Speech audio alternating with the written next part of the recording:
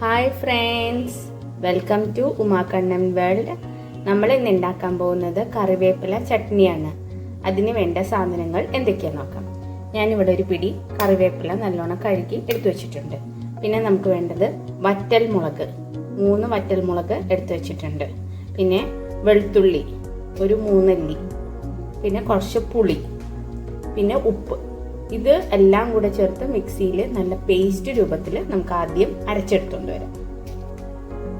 മിക്സിയുടെ ബൗളിൽ, ചെറിയ ബൗളിൽ നമ്മളെല്ലാം ചേർത്തിട്ടുണ്ട്. അതിനോടൊപ്പം കുറച്ച് ഉപ്പും കൂടെ ചേർത്തിട്ടുണ്ട്. കണ്ടു, ഇതെല്ലാം നമുക്ക് അരച്ച് എടുത്തുകൊണ്ട് വരാം. നല്ല പേസ്റ്റ് രൂപത്തിൽ നല്ലോണം അരച്ച് എടുത്തിട്ടുണ്ട്. ഇനി ഇത് നമുക്ക് താളിച്ചെടുക്കാം. കുറച്ച് ഉലുവ എടുത്ത് വറുത്തിട്ട് അത് പൊടിച്ച് വെക്കണം. ആദ്യം ഒരു ഫ്രൈങ് പാനിൽ കുറച്ച് എണ്ണ ഒഴിച്ചിട്ടുണ്ട്, വെളിച്ചെണ്ണ. അതിൽ ഇത്തിരി കടുക് ഇട്ടിട്ടുണ്ട്, ഉഴുന്ന് പരിപ്പ് ഇട്ടിട്ടുണ്ട്, പിന്നെ ഉണക്കമുളക്. ഇതൊന്ന് നല്ലോണം നമുക്ക് ഫ്രൈ ചെയ്തെടുത്തതിന് ശേഷം നമ്മൾ അരച്ച് വെച്ചിരിക്കുന്ന അരപ്പ് ഇതിലേക്ക് ആഡ് ചെയ്യാം. നമ്മൾ അരച്ച് വെച്ചിരിക്കുന്ന അരപ്പ് ഇതിലേക്ക് ആഡ് ചെയ്തിട്ടുണ്ട്. കുറച്ച് വെള്ളം ചേർത്താണ് ഞാൻ അരച്ചെടുത്തത്. അതോടുകൂടി ഇങ്ങനെ ഇതിലേക്ക് ഒഴിച്ച് ഇത് നല്ലോണം ഫ്രൈ ആയിട്ട് വരണം.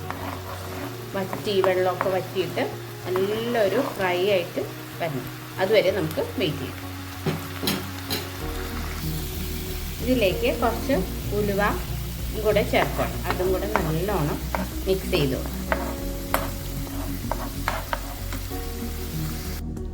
നമ്മുടെ ടേസ്റ്റി ആയിട്ടുള്ള കറിവേപ്പില ചട്നി റെഡി ആയിട്ടുണ്ട്.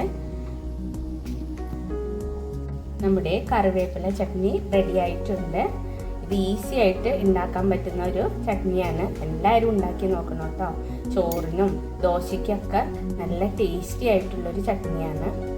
ഉണ്ടാക്കി നോക്കിയിട്ട് അഭിപ്രായങ്ങളൊക്കെ പറയാം. ഇഷ്ടപ്പെട്ട ഷെയർ ചെയ്യണം, ലൈക്ക് ചെയ്യണം കേട്ടോ. ഇതിനകത്ത് ഞാൻ 3 ഉണക്കമുളകാണ് ചേർത്തിരിക്കുന്നത് എരിവിന്. അപ്പം നിങ്ങൾക്ക് എരിവിനനുസൃതമായിട്ട് 2 മുളകോ ചേർത്താൽ മതി. അത് നിങ്ങളുടെ എരിവിനനുസൃതമായിട്ട് ചേർക്കാം. 3 മുളക് ചേർക്കുമ്പോൾ കുറച്ച് എരിവുണ്ടാകും.